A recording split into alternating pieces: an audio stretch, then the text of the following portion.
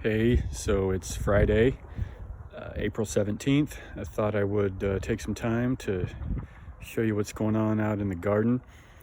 We had a freeze a couple nights ago, but I managed to get everything covered up in time, and looks like everything survived. So you can see, since I've been out here last, the peas have really taken off. They don't mind the cold weather so much. They'll actually tolerate a mild freeze and a frost and keep growing just fine, but they're actually looking pretty good. I went ahead and planted a tomato in a container here. I always buy more tomatoes than what I have room for, but one thing I do have is a lot of leftover containers from various things that I've bought over the years, and so I decided I might as well try to grow a tomato in a container and see how that works. Over here, surprisingly, my cilantro not only came up but survived the cold weather as well as the freeze that we had a couple nights ago. So I'm tickled, surprised, and happy about that. You can see the radishes are starting to come up. I would imagine we'll have radishes to eat here in the next week or so. Same with the lettuce. You could probably pick it and eat it now. But we'll probably wait another few days before we start eating that, but it's coming along pretty well. And then, surprisingly enough, the cucumbers came up. Not all of them came up, but I'd say about 80% of them came up. Probably replant maybe 3 or 4 of them in areas where they didn't come up, but they sure came up. So what I did when it got cold out here is, for these smaller beds, I basically have a whole bunch of old cotton sheets, and a fitted sheet fits almost perfectly around this particular bed. So I had a fitted sheet over that, and I didn't really have to secure the sides because there's elastic, although I did come out with my staple gun and fasten it a little bit. Same with this. I just had a smaller sheet that I put over those rows. And here as well, I also just had an old bed sheet that I put down, and again I used my staple gun to fasten it to the sides of the planting beds here. Tomatoes and peppers aren't growing a lot because of the cold weather, and you can see this particular tomato here. It looks like it sustained, I would assume that's frost damage from the cold weather, although I did have all of these covered up. And what I do with tomatoes and peppers is I just put an old plastic planting container on top of them, and then put a rock on it so it doesn't blow away. Some of the containers I use over here for that exact purpose obviously have drainage holes. And you can see I put tape on some of the drainage holes because the idea is to keep the cold weather out, and if it's full of holes, it's not going to do a very good job.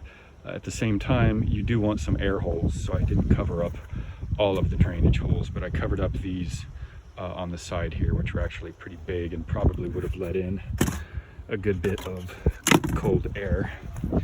So that's the status of the vegetable garden, of course. Basically just waiting for some hot weather to get here for this stuff to start growing.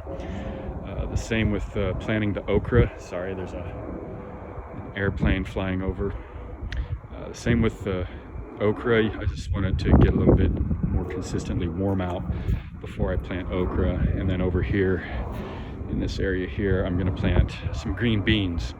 And probably what I'll do is I'll put my little trellis over like this, and I'll let the beans kind of grow up the trellis a little bit, and then it'll make a convenient support structure for those tomatoes when they start getting 6 or 7 feet tall, as they eventually no doubt will. So I covered up my hostas and some of my other perennials for this freeze, because last year we also got a late freeze in April, although I think it was a much harder freeze, on the order of something like 25 degrees. The other night it just got down to maybe 30 or 31 degrees, so it wasn't a very hard freeze, but nevertheless I covered these hostas with, again, just a bed sheet, and then I used rocks to hold them down. So what I've got going on here, I mentioned a while back that I have grown a whole bunch of different trees back here from seed. You can see I've got even more of them here at various different stages of growth, but everything back here was grown from seed, at least in these containers. These are some that have been, you know, on their second year of growth, so I planted them from seed a year ago. These are actually a couple oak trees that I didn't expect to survive, but they're kind of hanging on. That's also an oak sapling right there. I believe it's a chinkapin oak, if I'm not mistaken. But over here, I've got, that's actually a Kentucky coffee tree. Both of those are, and that's also a chinkapin oak. And I just collected acorns around the neighborhood pretty much for these oaks. Those Kentucky coffee trees, actually Max and I collected a bunch of those seeds in Nebraska when we were there over Christmas. There was a tree that was full of beans, and we pulled those down and dug the seeds out and planted them, and they actually germinate pretty effectively if you follow the steps on the internet. Max is bemoaning the fact that the wind blew down his creation. It's all right, bud. You can build it back up. Well, you'll figure something out. Anyway, I thought I would just update people on the at least goings on for today in the garden. Really not much doing. It's still pretty cold. You can see I had a stocking cap and a heavier coat on. It's probably low 40s out today. This weekend it's supposed to get into the 60s with lows in the 50s, and then we're going to get back to highs in the 70s and lows in the 50s, where we should be for this time of year. Maybe just a couple more things. This is, as I said before, one of my shade gardens. This is actually the north side of the house, so that gets mostly shade. This is actually west. And so you can see here I've got my canna lilies, which are still covered up with last year's dead to keep the cold out.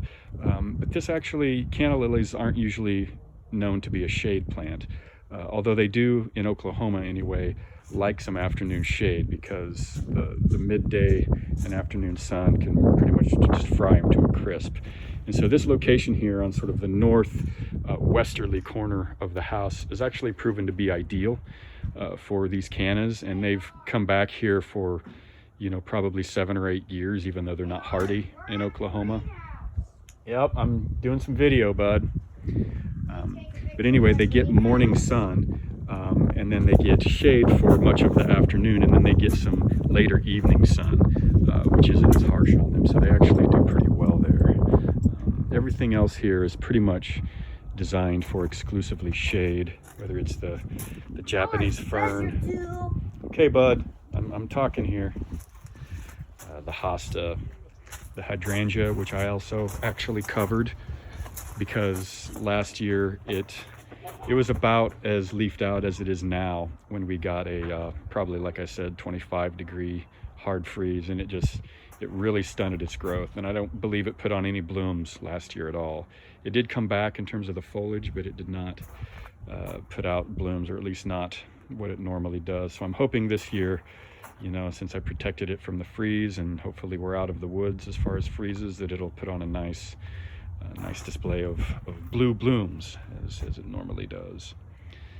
And you can see my Japanese akuba here, which has really been a neat addition. It's more of a bush than it is a perennial. It'll get probably 6 or 7 feet tall. But what I've found out I've had to do with this is I have to trellis it, because the wind will blow it over. As of course, you know, we live in Oklahoma and we get no shortage of windy days. And so that's just, you know, part of gardening in Oklahoma, is you have to deal with a lot of the extreme elements, such as wind, extreme heat, wind, hail, tornadoes, everything else.